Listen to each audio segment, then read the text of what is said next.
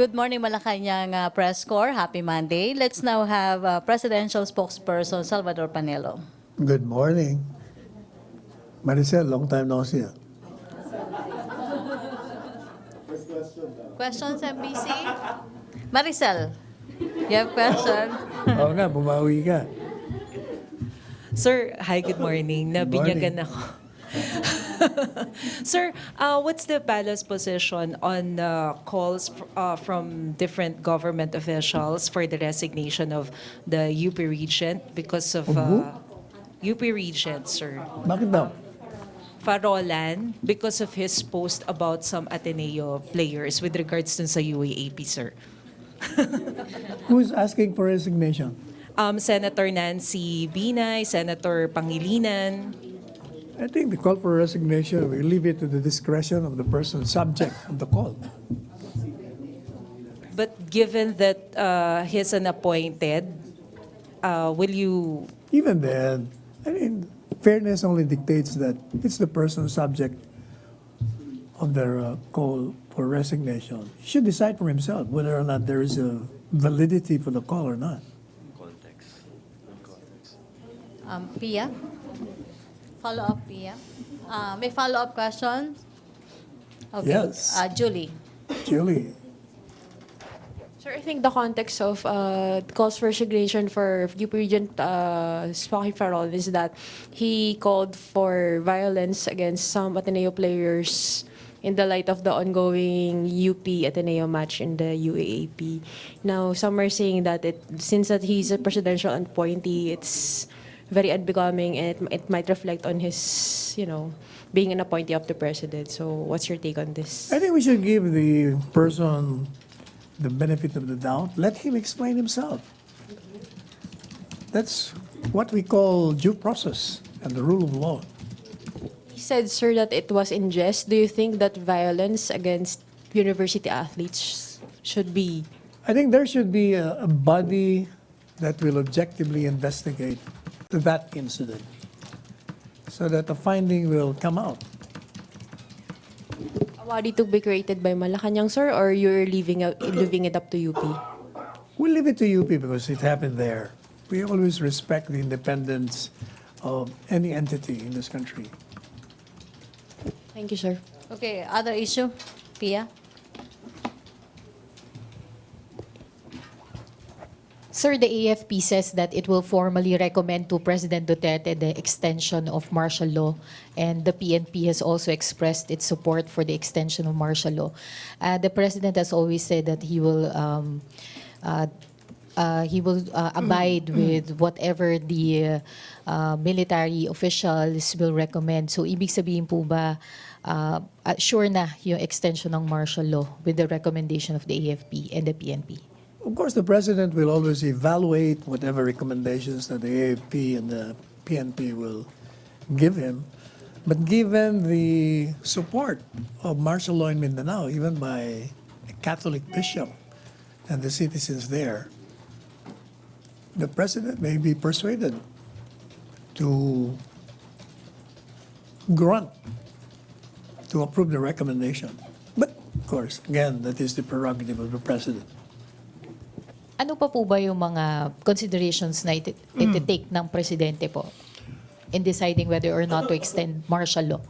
Well, palaging, the basis palagi will be the safety of the people there. If the threat remains and there is still an ongoing rebellion, then constitutionally the basis would be valid for continuation of martial law. Thank you, sir. Question? Maricel, follow-up. Sir, follow-up. Sir, you think it will be easy for Malacañang to convince lawmakers should you decide for martial law extension? Because some senators are saying that it will be more difficult to convince them now for the extension of martial law dahil nabigyan na ng specific period to do the job. Again, the Constitution grants them the authority to decide whether or not it will extend martial law. So we'll leave it to them. Okay, MPC questions? Joseph? Or Raymond Tinasa? Microphone, please.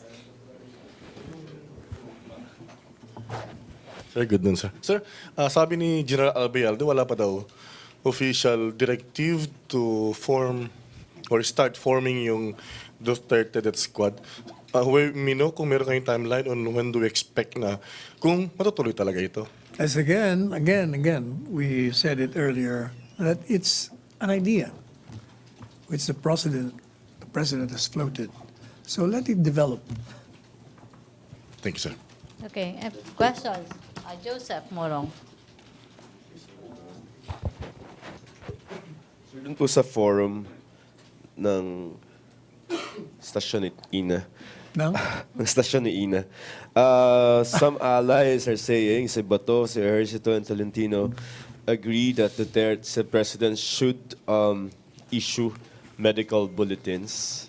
Your position on the matter, please. The question was whether or not the president should issue a medical bulletin in case of serious illness. The president agrees with that. That is why he informed us of what happened to the medical examination. I don't think there is a question of that. Pero sir, yung mga periodic na parang yearly, hindi naman kailangan yun. Wala naman, hindi naman, ano lang yun, regular examination. Alright, cool. Thank you, sir. Questions?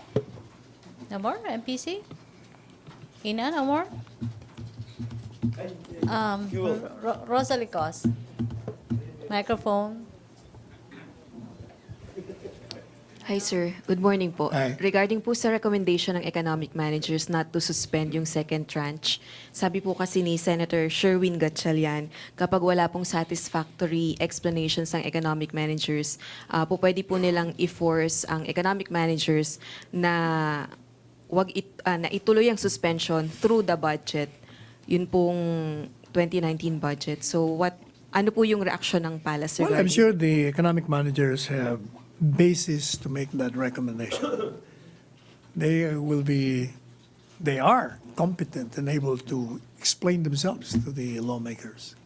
Aside po ba sa recommendation ng economic managers, ano pa po yung titimbangin ng Pangulo para mag-decide kung kailangan ba talagang suspindihin or wag? Well, yung batas, di ba? Meron tayong batas, may requirement. Sa tingin niyo po ba karapat-dapat na gamitin ng Senado yun pong usapin tungkol sa pagpasa ng 2019 budget? Hinggil po dito The sa... passage of the budget would again depend on the call of members of Congress. That is not for the president. The president, under the Constitution, was required to submit a proposed national budget within 30 days. He did it on the day of SONA, the first day. So, Willing po bang isacrifice ng Duterte admin yung pong timely passage ng 2019 national budget? what do you Pa- mean? What do you mean Kasi sacrifice? po ang binabanggit nga po ng Senate is po pwedeng maapektuhan yung passage po ng 2019 budget kung ipipilit ng economic managers na ituloy yun pong second tranche ng oil excise tax. You're only referring to one particular senator. There are 24 senators. He may not be, his opinion or observation may not be shared by the 23 others. Okay, thank you, sir. May follow-up? Other issue? Yep. Raymond Tinasa. Sir, just on the comment made by Foreign Affairs Secretary Teddy Boy Locsin, when I think he called bullshit yung case against the group of Saturo Campo. Your comment, sir, and the premise is he's a member of the cabinet and an alter ego of the president. How do you see this opinion, sir? I already issued a statement on that. We view the comment of SFA Locsin as a personal sentiment, given the fact that he and former Congressman Saturo Campo are friends and were both together in Congress.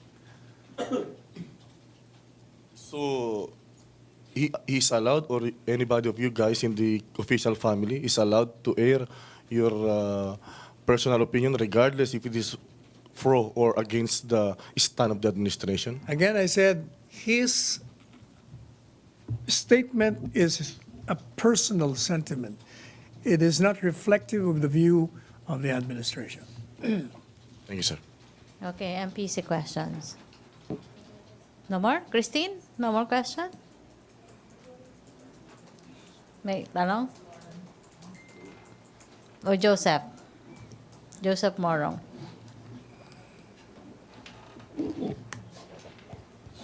Sir, on Rappler, Secretary, morning. Happy Monday. So your statement that,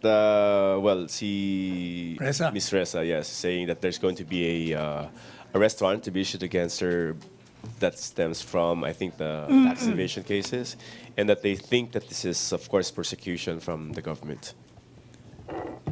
You know, we have repeatedly said that we never and will never interfere with the function of the judiciary as well as the other branch.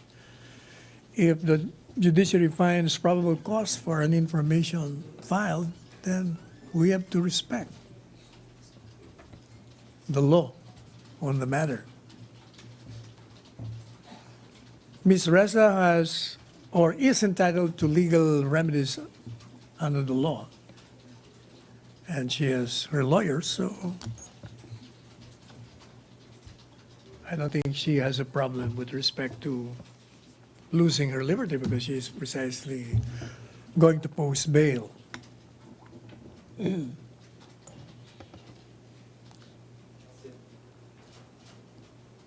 Okay. RJ.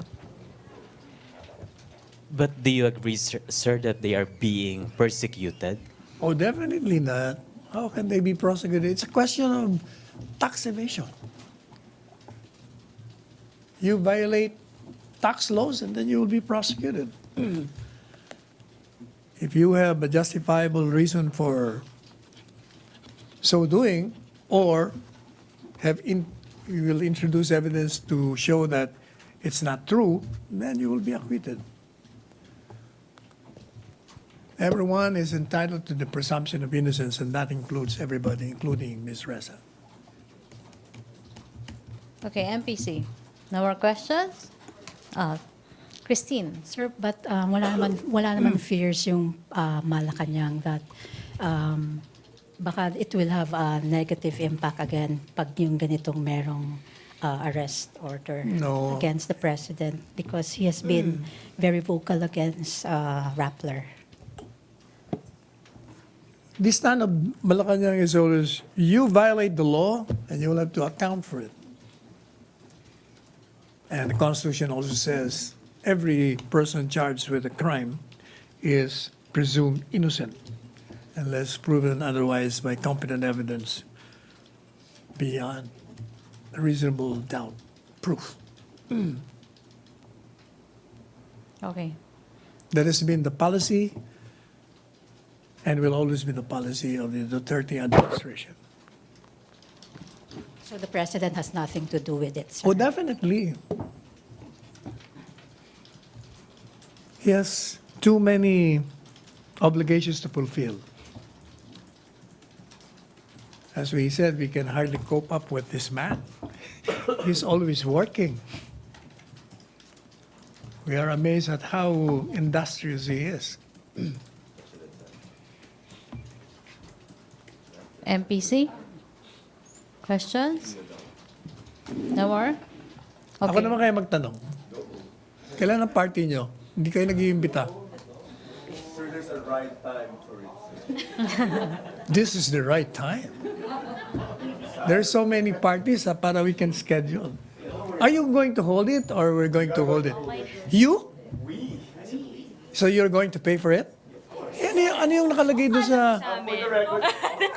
No, I saw a Of schedule. course, we're going to pay for our own party. We No, are. teka muna. Mag-aambag kami, sir, ng 500 each. Is that No obligation on your part or any government official, just to be clear about it. Is that different from the December 20 Malacañang press corps party? With the president, sir? Yes? That one you're hosting. We don't know. Oh, yun ang tinatanong ko. Sir, we have one more. December 12, sir. December Since you 12? mentioned it. Saan MPC. gagawin? Saan gagawin? Ha? Saan gagawin? Okay, MPC, naka-live tayo ha. Magkano muna tayo. Maraming salamat, Presidential Spokesperson Salvador Panelo. Thank you, Thank Malacañang you. Press Corps. Back to our main studio sa Radyo Pilipinas and People's Television Network.